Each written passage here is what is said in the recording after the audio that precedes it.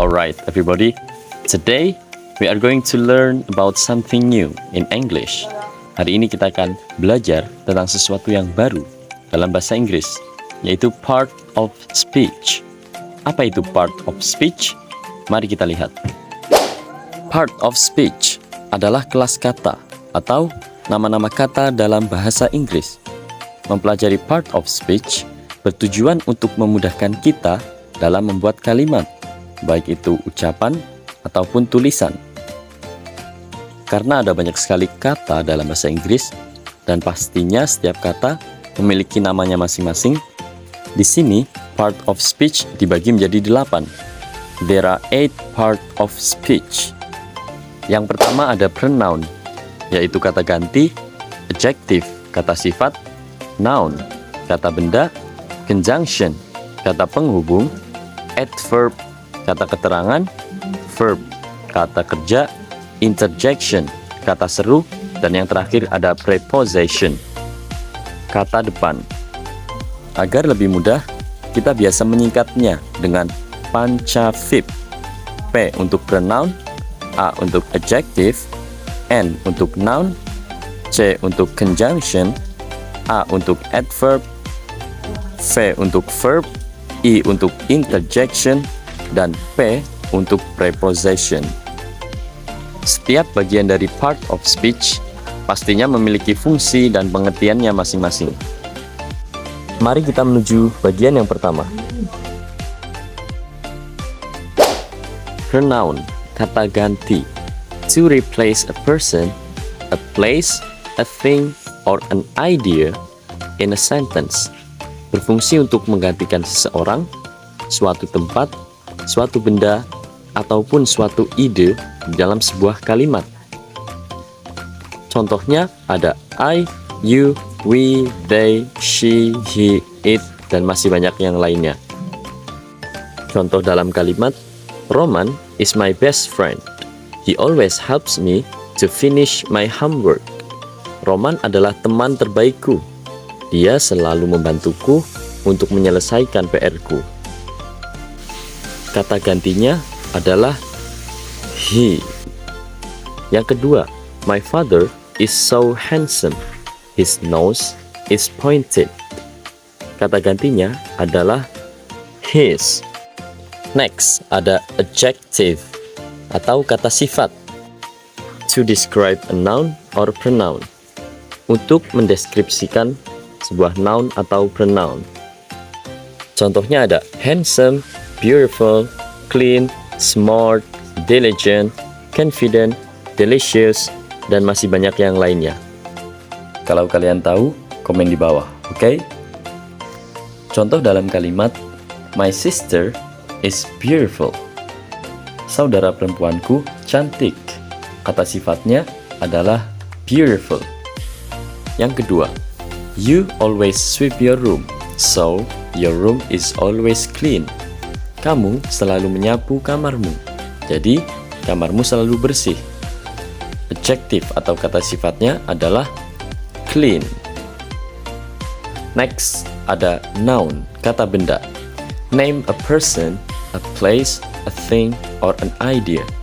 Berfungsi untuk menamai seseorang, suatu tempat, suatu benda, ataupun suatu ide.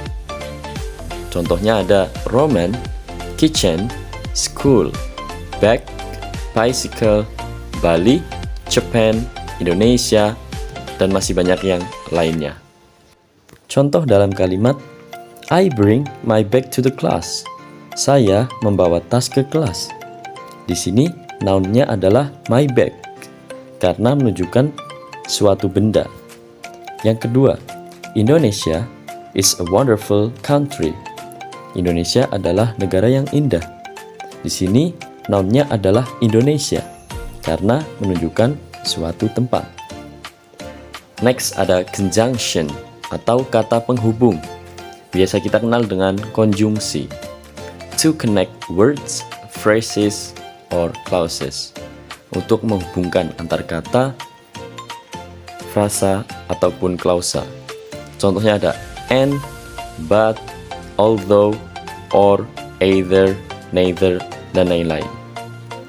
Contoh dalam kalimat, they are buying an apple and an orange. Mereka sedang membeli apel dan juga jeruk. Di sini conjunction-nya adalah and. Yang kedua, I don't like raining, but I like rainbow. Saya tidak suka hujan, tetapi saya menyukai pelangi. Di sini conjunction-nya adalah but. Next ada adverb, kata keterangan. To describe a verb, an adjective, or an adverb. Jadi untuk menjelaskan sebuah kata kerja, kata sifat, ataupun kata keterangan itu sendiri. Fungsi yang kedua, to describe how often, how, where, or when. Untuk menjelaskan seberapa sering, bagaimana, kapan, dan di mana sesuatu itu bisa terjadi. Contohnya ada in the market, in the office, in the morning, on Monday, clearly, spiritedly, well, dan masih banyak yang lainnya. Contoh dalam kalimat, my mother always cooks in the morning. Ibuku selalu memasak di pagi hari. Kata keterangannya adalah in the morning, karena menunjukkan keterangan waktu. Yang kedua, my father always works in the office. Ayahku selalu bekerja di kantor. Kata keterangannya adalah in the office, karena menerangkan suatu tempat. Yang ketiga, I always study hard in the class. Kata keterangannya adalah hard, karena menunjukkan kata keterangan cara. Next ada verb, kata kerja. To describe an action or experience. Untuk menjelaskan sebuah aksi atau pengalaman. Contoh dari verb ada get up, sleep, work, cook, study, watch TV, run, walk, dan masih banyak yang lainnya. Contoh dalam kalimat, she is playing guitar in my room. Dia perempuan sedang bermain gitar di kamarku. Verbnya adalah playing. Yang kedua, my friends are praying in the mosque. Teman-temanku sedang sholat di masjid. Verbnya adalah praying. Kenapa menggunakan praying? Kenapa tidak menggunakan pray? Karena sebuah kalimat, kata kerjanya menyesuaikan tenses yang dipakai.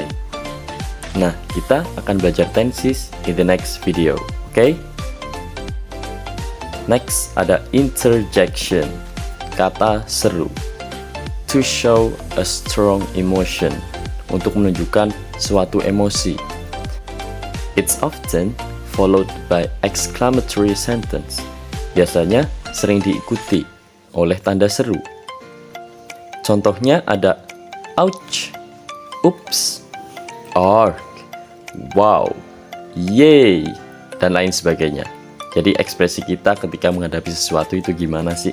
Itu namanya interjection. Dalam contohnya, yang pertama ada oops, I'm sorry, I didn't mean to kick you. Oops, maaf, saya tidak sengaja menendangmu. Yang kedua ada arg, don't disturb me, I'm gonna pray. Jangan ganggu aku mau sholat. Atau contoh yang terakhir ada ouch, my foot is bleeding. Aduh, kakiku berdarah. Dan lain sebagainya. Pastinya teman-teman lebih paham tentang interjection. Oke, the last one. Yang terakhir ada preposition, kata depan. To describe a place, a time, or a direction. Untuk mendeskripsikan suatu tempat, waktu, ataupun arahan. It's used before a noun or pronoun. Digunakan sebelum noun ataupun pronoun. Contoh ada at, on, in, before, after, behind, between, dan lain-lain. Contoh dalam kalimat, you are standing behind me. Kamu sedang berdiri di belakangku. Prepositionnya adalah behind. We will go to Malang on Monday. Kita akan pergi ke Malang hari Senin. Prepositionnya adalah on. Yang terakhir ada I will come to your house after having dinner. Saya akan ke rumahmu setelah makan malam. Prepositionnya adalah after. So well, that's all about part of speech. Terakhir ada question. Coba analisis kalimat berikut. Wow, you are so handsome today. Kira-kira interjectionnya yang mana ya? Apakah A, you, B, wow, C, handsome? Coba jawab di kolom komentar. Oke? Jangan lupa like dan share video ini. Thank you for subscribe and see you in the next video. Let's go!